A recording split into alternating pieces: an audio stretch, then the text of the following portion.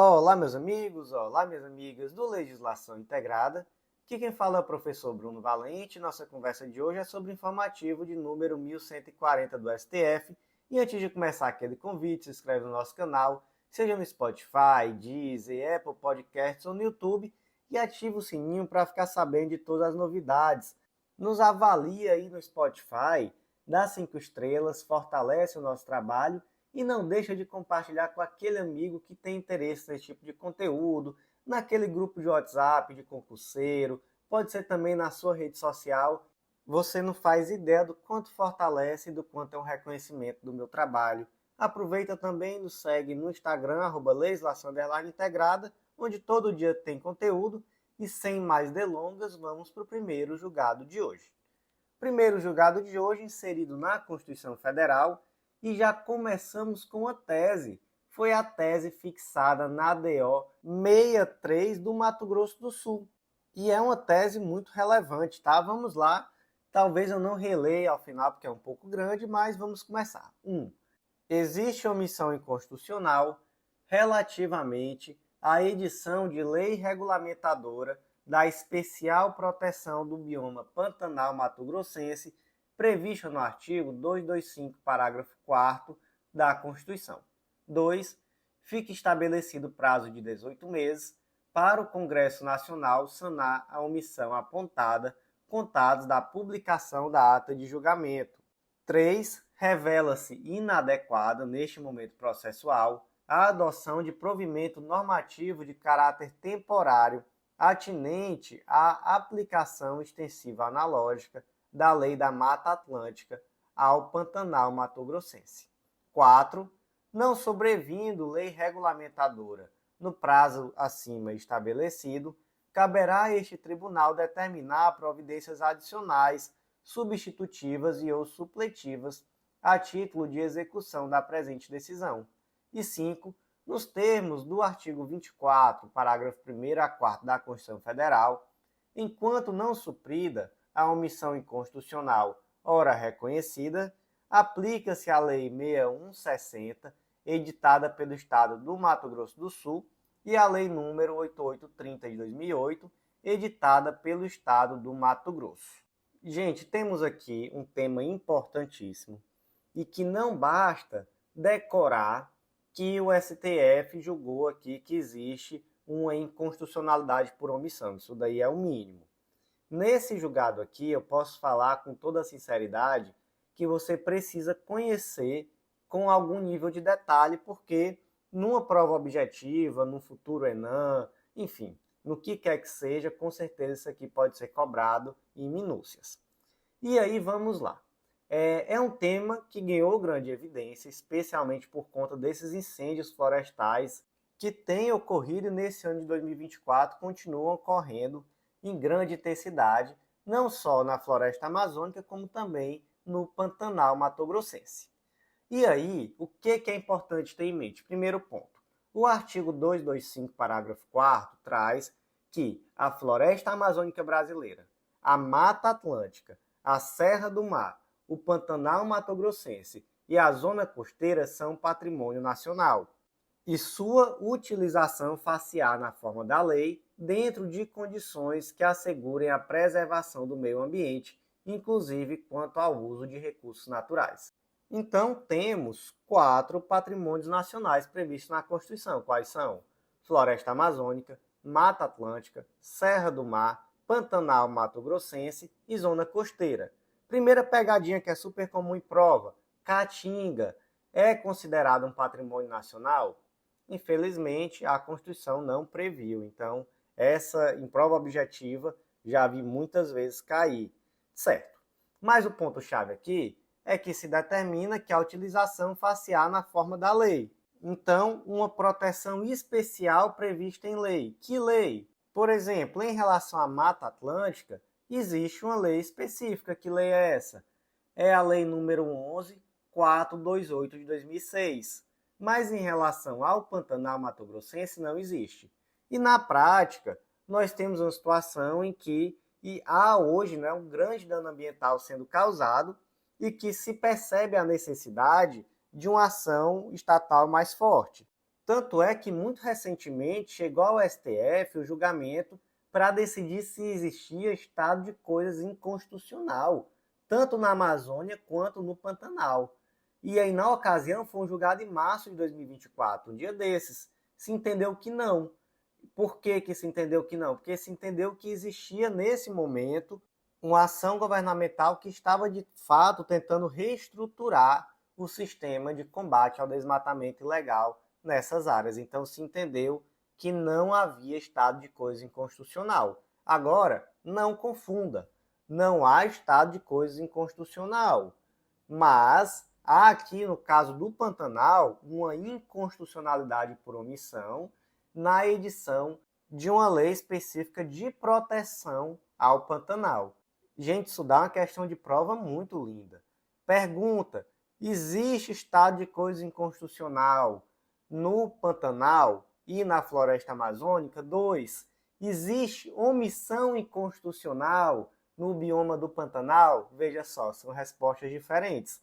Não há estado de coisa inconstitucional, mas há uma omissão inconstitucional de caráter legislativo. E aí, gente, o que o STF decidiu? Primeiro ponto, deu um prazo de 18 meses para o Congresso Nacional sanar essa omissão, e aí é sanado como? Com a edição de uma lei regulamentadora da especial proteção do Pantanal Mato-Grossense. Segundo ponto, se perguntou, certo, são 18 meses, e aí? Enquanto isso, qual lei vai ser aplicada?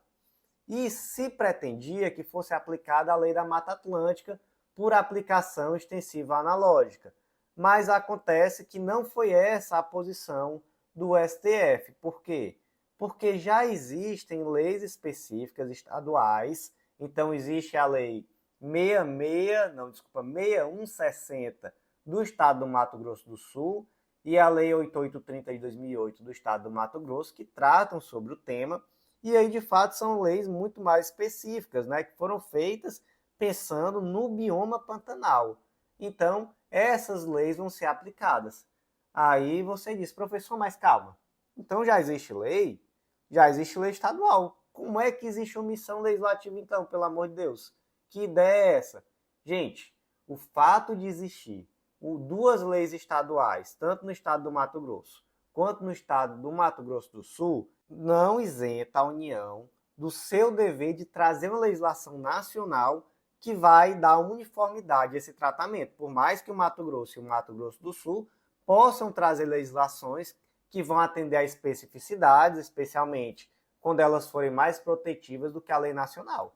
Mas isso, por si só, não retira a omissão da União de trazer essa lei federal que vai regulamentar esse tema. Certo, e passou os 18 meses, e o que acontece? Não se tomou nenhuma medida. Aí o STF afirma que vai voltar a decidir, né, para determinar providências adicionais, substitutivas ou supletivas. Então, gente, eu não vou reler aqui como um todo, mas eu vou pontuar rapidamente o que foi decidido. Primeiro ponto, há uma omissão inconstitucional em relação à edição de lei regulamentadora especial de proteção do bioma Pantanal Mato-Grossense. Não há, gente, estado de coisa inconstitucional, tá? Não confundam, pelo amor de Deus. Há uma omissão inconstitucional de caráter legislativo. Segundo ponto, prazo de 18 meses para suprir a omissão. Terceiro ponto, enquanto não for suprida a omissão, deve ser aplicada a legislação estadual acerca do tema, tanto do estado do Mato Grosso quanto do estado do Mato Grosso do Sul, e não a lei da Mata Atlântica. Então isso aqui também é a cara de prova objetiva, inclusive, muito cuidado. E quarto ponto, passou 18 meses, não teve providência adicional, isso aqui volta e o STF vai poder tomar alguma medida adicional ou supletiva em relação ao tema.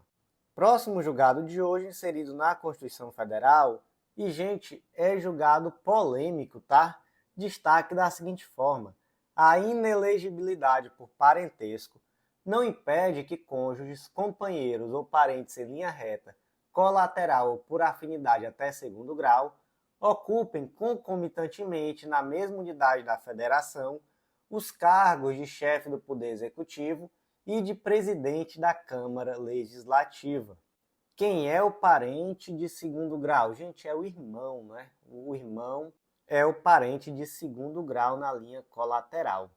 E aí acontece que o artigo 14, parágrafo 7º da Constituição Federal diz que são inelegíveis no território de jurisdição do titular o cônjuge e os parentes consanguíneos ou afins até o segundo grau ou por adoção do presidente da República, do governador do estado ou território ou do Distrito Federal, de prefeito ou de quem lhes haja substituído dentro de 6 meses anteriores ao pleito, salvo se já titular de mandato eletivo e candidato à reeleição.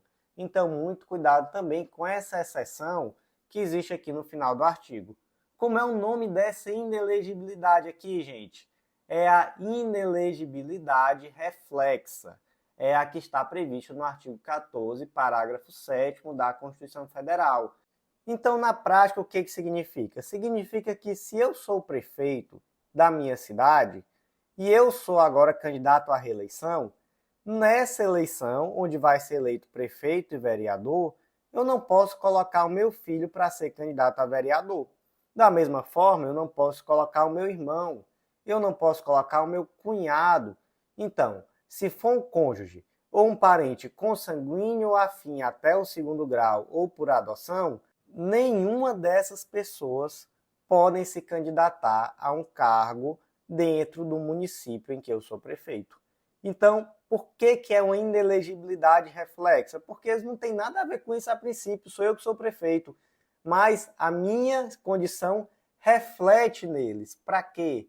Para que serve isso? Gente, serve para evitar que eu utilize a minha condição de prefeito, por exemplo, para influenciar no cargo em favor de um parente.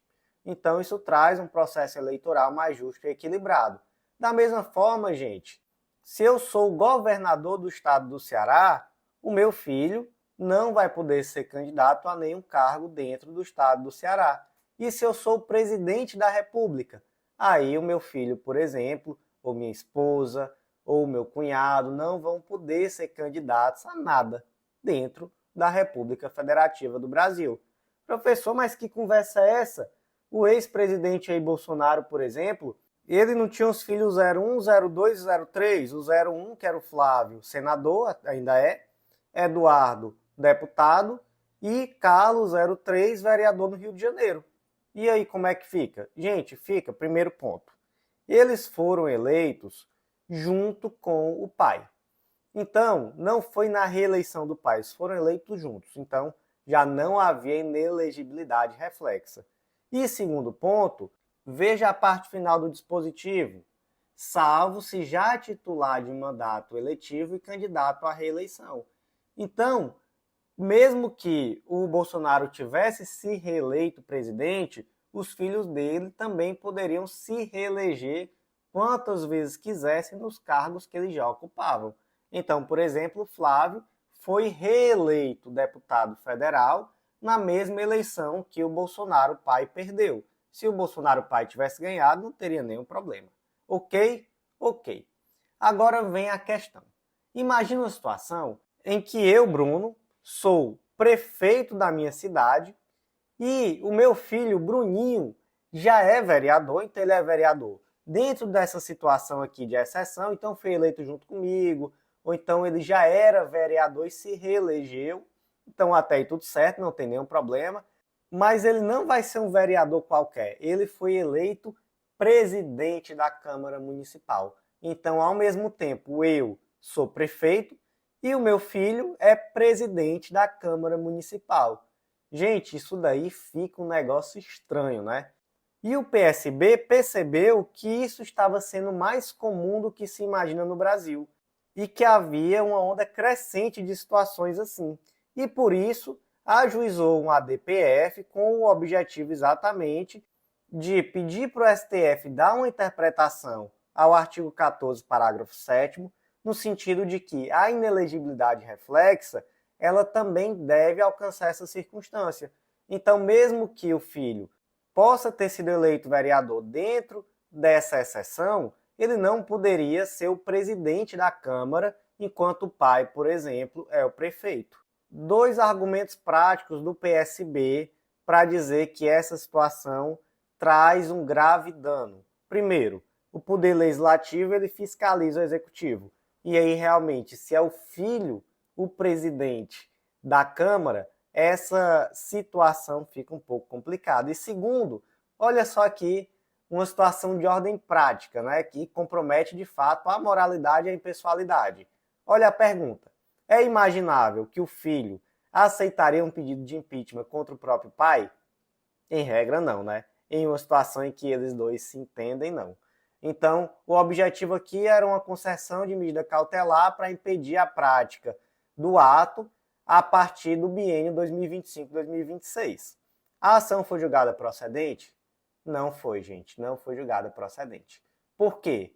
Porque se entendeu que a inelegibilidade reflexa que está lá no artigo 14, parágrafo 7º, ela precisa ser entendida de forma restritiva.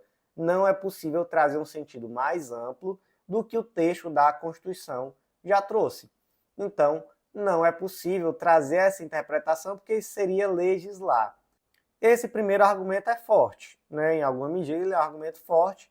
Não vou dizer que concordo, mas ele é forte. Mas o segundo argumento realmente não convence, que é o de que a fiscalização não é feita pelo presidente da Câmara, é feito pela Câmara de Vereadores como um todo. Gente, isso aqui de fato não convence, né? Porque nós sabemos o poder que o presidente acaba tendo dentro do processo legislativo, então de fato, e aí um exemplo muito claro foi dado pelo PSB, né? É o presidente quem aceita o pedido de impeachment. Só isso daí já demonstra o quanto é um cargo de força, é ele que pauta. Então, realmente, é um argumento fraco aqui nesse sentido. E, gente, sobre esse ponto, o ministro Flávio Dino, que votou pela procedência da ação, né, então ele foi voto vencido, ele trouxe um voto muito bom, muito bem fundamentado, inclusive no debate, né, nos debates, ele teve falas muito convincentes, argumentando exatamente que essa situação era no mínimo patológica, não lembro se foi esse o termo que ele utilizou, mas que traz ali uma situação onde no mínimo se fere a moralidade e a impessoalidade. Então, voto muito bom do ministro Flávio Dino, que você gostando ou não dele, é um fato, pelo menos para mim, que ele tem trazido bons votos, bons argumentos, ele tem se destacado. Para mim, pelo menos até o momento, né, até hoje, 18/6/2024, que é quando eu estou gravando, tem sido uma grata surpresa, vamos ver no que dá. Mas enfim, o fato é que foi julgado então improcedente, e como é que ficou aqui o destaque? A inelegibilidade por parentesco não impede que cônjuges, companheiros ou parentes em linha reta colateral ou por afinidade até o segundo grau ocupem concomitantemente, na mesma unidade da federação, os cargos de chefe do Poder Executivo e de presidente da Câmara Legislativa. E antes de seguir para o próximo julgado, convite muito rápido, prometo que eu não me demoro. Tá gostando desse podcast? Então, se eu te disser que você pode ter acesso ao material que é semanalmente atualizado por esses mesmos informativos que eu comento aqui em áudio. E, gente, o acesso a todo esse material, inclusive a mais de 100 planos de leitura, focados até mesmo em editais específicos recém-publicados, é feito através de uma única assinatura que vai custar no plano anual 20 e poucos reais por mês, menos que um calzone com a Coca-Cola. Então vem fazer parte, aproveita, conhece o Clube da Lei, é só acessar legislaçãointegrada.com.br, eu tenho certeza que vai ser um grande diferencial nos teus estudos. Último convite, vem publicar com a gente, vem conhecer a Editora Integrada. Você pode publicar seu TCC, sua monografia, um artigo ali um pouco maior, que dê para transformar em livro, e a gente vai ser um baita diferencial em uma futura prova de títulos. Você vai ver que é menos burocrático do que você imagina e que o valor é acessível. Então, vem publicar com a gente. E sem mais delongas, próximo julgado do dia, e ele foi inserido na Constituição Federal e o destaque ficou da seguinte forma: em sede cautelar, o STF suspendeu os efeitos das leis municipais que proíbem o uso de linguagem neutra ou dialeto não binário nas escolas e na administração pública em geral, por extrapolarem a competência suplementar reconhecida aos municípios. Então vamos lá, o tema aqui é linguagem neutra. E aí o que é isso, né? O que é essa tal dessa linguagem neutra? É um dos assuntos mais polêmicos que nós temos na atualidade, né? A linguagem neutra ela se refere ao uso de termos e construções linguísticas que evitam a marcação de gênero, buscando ser inclusiva para todas as identidades de gênero. Isso se dá como? Isso se dá, por exemplo, através do uso de termos neutros, de pronomes neutros. E aí essa linguagem neutra, ela vai desde questões que são simples, né, que eu acho que não chegam a ser polêmicas, como, por exemplo, o Estatuto do Idoso recentemente passou a ser Estatuto da Pessoa Idosa. Então, linguagem neutra, algo que penso eu que não chega a ser polêmica. Entretanto, né, há determinados casos que são polêmicos, né, que dividem opiniões, como, por exemplo, o uso de termos neutros. Então, ao invés de alunos ou alunas, seria algo como alunes, ou então todos, todas seria todes. Isso, de fato, já é algo bastante polêmico. E aí você me conta nos comentários o que você acha. Mas se tratando de um tema polêmico e de um debate atual, nós tivemos aí pelo país várias leis municipais e até mesmo leis estaduais que visam proibir essa tal dessa linguagem neutra. E aí, gente, por exemplo, a da vez aqui são as leis do município de Águas Lindas de Goiás e outra lei lá do município de Ibirité, Minas Gerais.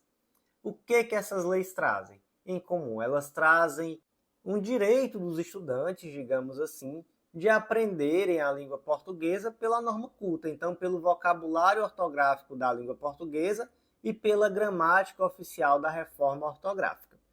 E eles banem a tal da linguagem neutra ou o dialeto não binário, proíbem a utilização desse tipo de linguagem sob qualquer abordagem que seja dentro das escolas municipais. Já a lei do município de Ibirité, Minas, ainda vai além. Além disso, ele também proíbe que na administração os agentes públicos utilizem essa linguagem neutra, trazendo inclusive punições. E aí temos advertência, multa, há casos de suspensão ou cassação de alvará de funcionamento, proibição de contratar com o poder público, então, enfim, faz ali, digamos, uma caça às bruxas a qualquer pessoa que na sua relação com a administração pública utilize linguagem neutra. E aí se pergunta, essas leis são constitucionais? Gente, já adianto que não são. E no aspecto daquilo que diz respeito à educação, já fica de cara que é competência privativa da União legislar sobre diretrizes e bases da educação nacional.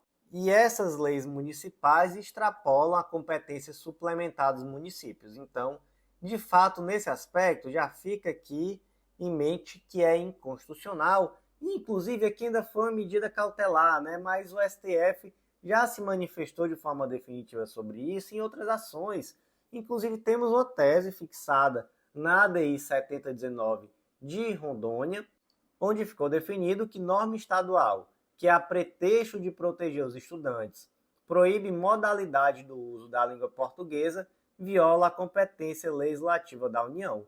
Então, tanto é inconstitucional se for uma norma municipal, quanto também dá na mesma se for uma norma estadual. E tem mais um argumento de cunho material, que é o quê? A liberdade de expressão. O STF também entendeu que se trata de uma lei inconstitucional, por violar liberdade de expressão, por se tratar de uma situação de censura e porque também contraria um dos objetivos fundamentais da República, que é a promoção do bem de todos, sem preconceitos de origem, raça, sexo, cor, idade ou quaisquer outras formas de discriminação.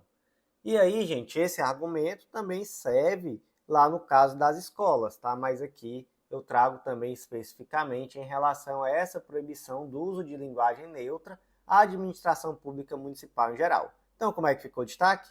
Em sede cautelar, o STF suspendeu os efeitos das leis municipais que proíbem o uso de linguagem neutra ou dialeto não binário nas escolas e na administração pública em geral, por extrapolarem a competência suplementar reconhecida aos municípios. Próximo julgado de hoje foi inserido na Constituição Federal e o destaque ficou da seguinte forma: em sede cautelar, o STF suspendeu a eficácia de lei estadual de iniciativa do Poder Legislativo que estabelecia cronograma de execução orçamentária e financeira incompatível com os princípios da separação dos poderes e do devido processo legislativo orçamentário, promovendo insegurança jurídica e interferindo na condução orçamentária e técnica do ciclo orçamentário ao determinar prazos para a execução das emendas parlamentares individuais. Qual foi essa lei? Gente, foi a Lei 13.040 de 2024 do Estado da Paraíba, e especificamente os parágrafos 3º e 4º dessa lei, que se referem a quê? Referem à execução orçamentária e financeira das emendas individuais no plano plurianual, que vai do quadriênio de 2024 a 2027.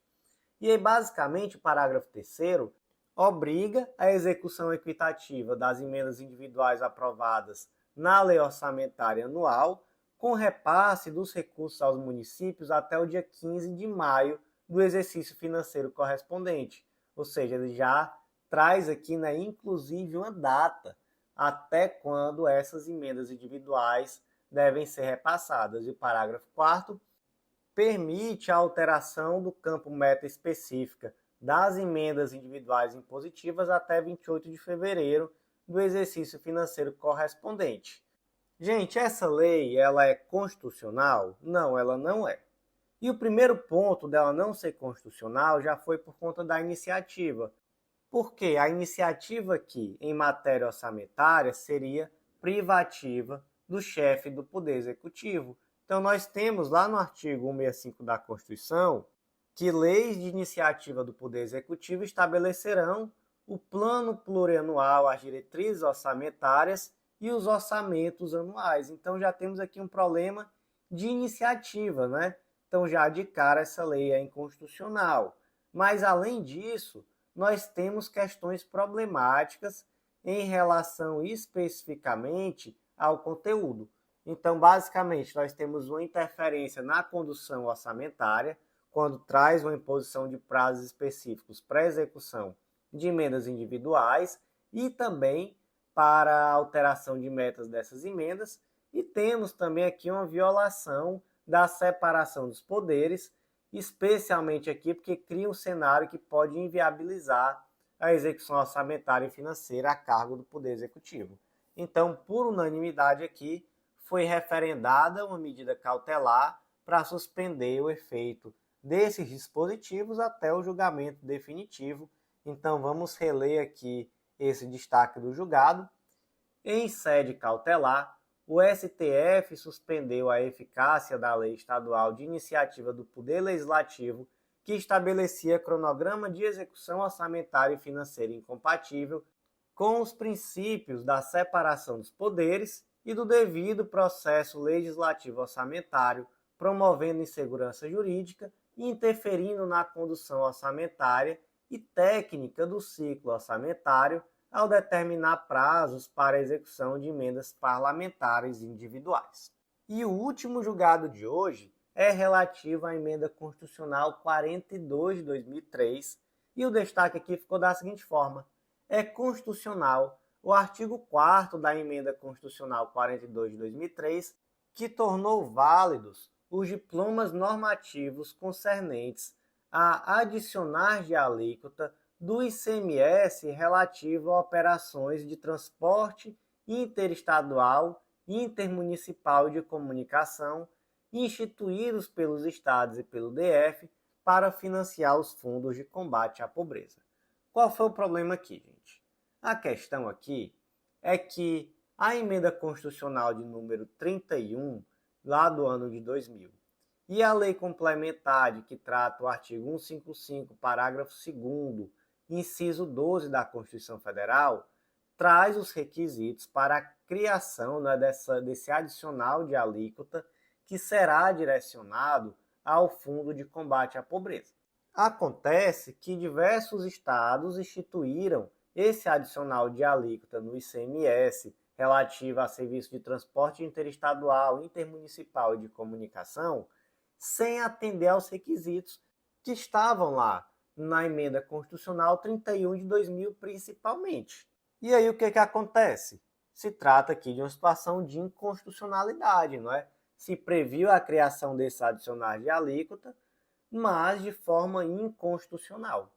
Acontece que veio a emenda constitucional número 40 de 2003, 42 de 2003, desculpa, e ela traz lá no artigo 4º que mesmo esses adicionais que foram criados de forma inconstitucional, eles estão agora convalidados, mas só até o prazo máximo que está lá no artigo 79 da ADCT, que seria esse prazo máximo até o ano de 2010. Então, basicamente, gente, o que esse artigo 4º da emenda constitucional 42 trouxe? Trouxe uma situação de constitucionalização superveniente. Essas leis, né, que instituíram esses adicionais de alíquota nasceram inconstitucionais porque desobedeceram o que estava disposto na emenda constitucional 31 de 2000, mas se convalidou através de uma nova emenda constitucional. E se disse, olha, está convalidado, então basicamente é meio que uma constitucionalização superveniente. Gente, isso é possível? Porque veja só, em regra, se uma lei nasce inconstitucional, ela morre inconstitucional. Não existe isso no direito brasileiro como regra de constitucionalização superveniente. Acontece que aqui veio uma emenda constitucional simplesmente para convalidar. E o que o STF disse em relação a isso? Disse que é possível. Então, disse que, nesse caso, reafirmando aqui jurisprudência dominante, essa previsão ela é constitucional, a previsão do artigo 4º da emenda constitucional 42 de 2013. Então, como é que ficou o destaque? É constitucional o artigo 4º da emenda constitucional 42 de 2003, que tornou válidos os diplomas normativos concernentes a adicionais de alíquota do ICMS relativo a serviços de transporte interestadual e intermunicipal e de comunicação instituídos pelos estados e pelo DF para financiar os fundos de combate à pobreza. Meus amigos, por hoje foi isso. Eu agradeço muito a você que ouviu até o final. E se você gostou desse conteúdo, compartilha, ajuda a gente. Eu faço esse trabalho aqui com muito carinho. E quando você compartilha isso aqui, seja no seu grupo de WhatsApp, seja na sua rede social, seja com aquele amigo, aquela amiga que tem interesse nesse tipo de conteúdo, você fortalece muito esse projeto. Você não faz ideia. Então, ajuda nessa. Eu agradeço demais e com certeza vai nos ajudar a manter esse projeto ainda por muito tempo. Então, por hoje foi isso. Eu agradeço muito a você que ouviu até o final e até a próxima.